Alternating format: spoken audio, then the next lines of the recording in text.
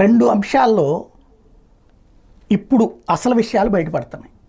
ఒకటి, జిందాల్ని బ్లాక్మెయిల్ చేసిన అమ్మాయి నుండి జిందాల్ అంటే ప్రముఖ పారిశ్రామికవేత్త. ఎవరతను? ఒకప్పుడు కాంగ్రెస్ పార్టీ ఎంపీ, సుదీర్ఘకాలం పాటు కాంగ్రెస్ పార్టీ ఎంపీ. ఓ పక్కన జగన్మోహన్ రెడ్డి భారతీయ జనతా పార్టీకి అనుకూలంగా ఉన్నాడని చెప్పిన రోజుల్లో కూడా కాంగ్రెస్ ఎంపీని కాపాడుకొచ్చాడు.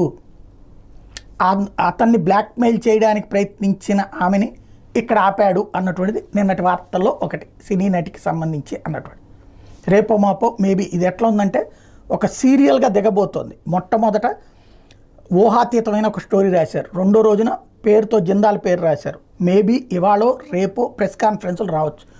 ఎందుకంటే ఇప్పుడు అది ఉంది కదా మాలీవుడ్ గొడవ, అట్లాంటి తరహాలో ఇక్కడ ఒక ప్రచారాన్ని